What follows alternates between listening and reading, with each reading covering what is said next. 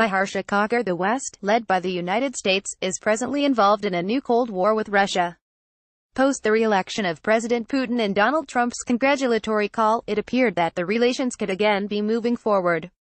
However, to support the United Kingdom on its tough stand against Russia over the poisoning in London on the 4th of March of Sergei Skripal, a former Russian military intelligence officer who acted as a double agent for the UK in the 1990s and 2000s, the US led the way by expelling 60 Russian diplomats, including 12 from its mission to the UN in New York. It also ordered the closure of the Russian Consulate in Seattle. The U.S. termed all the diplomats it expelled as intelligence operatives, and its reason for closing the Seattle Consulate was its proximity to a U.S. submarine base and Boeing. Alongside the U.S. and Canada, a host of nations belonging to the EU also expelled varying numbers of Russian diplomats. A total of 27 nations expelled 150 Russian diplomats. The U.S. statement on the expulsion read, "Today's actions make the U.S. safer by reducing Russian ability to spy on Americans and to conduct covert operations that threaten America's national security. With these steps, the U.S. and our allies and partners make clear to Russia that its actions have consequences."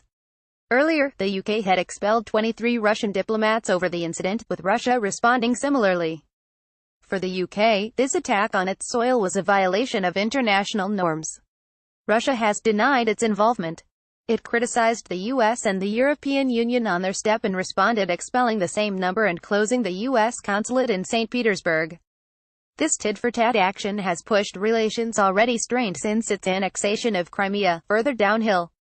The Russian ambassador to Australia stated that the Western action could lead the world into a Cold War situation. Simultaneously, the Russian ambassador to Indonesia added that it could escalate beyond a Cold War to an ice war, which could be fatal.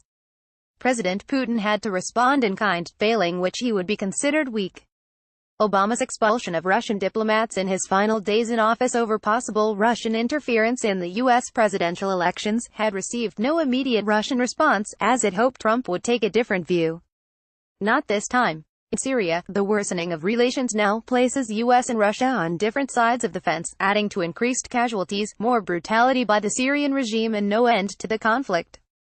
The only sufferers would remain the local population. There's no way that the US would be able to push any further strictures through the UN Security Council on Syria. Trump, frustrated with no progress, announced a possible withdrawal from Syria. Further, Russia has supported North Korea in multiple ways, as it also shares a small land border with it. The recent visit of Kim Jong-un to China indicates Chinese proximity to the nation re-emerging. This would open doors for Russia to wander back and adding to an already doubtful case of any early resolution of North Korea's nuclear status. There are reports that the North Korean foreign minister would shortly travel to Russia, even before the meeting between the two Korean heads. Simultaneously, the Russian involvement in Afghanistan has also witnessed an upswing.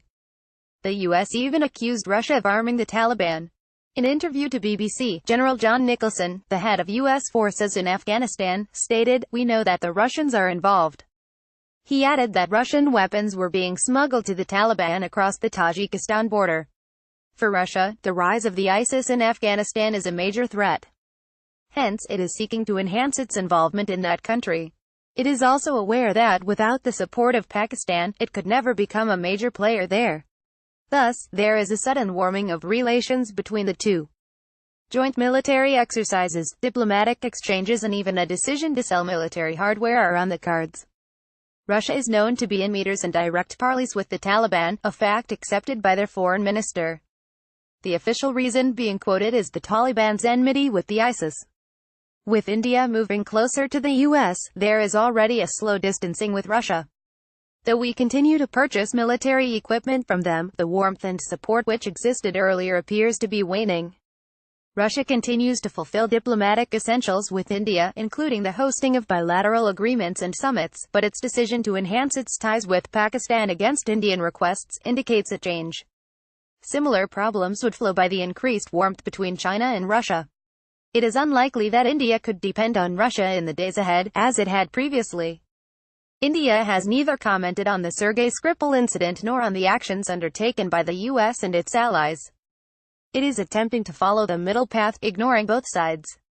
However, while its silence may be appreciated by the West but could be misconstrued by Russia, For Russia, silence would imply tacit support to Western actions, while even commenting on maintaining diplomatic norms and avoiding plunging the world into a Cold War could be considered more favorable.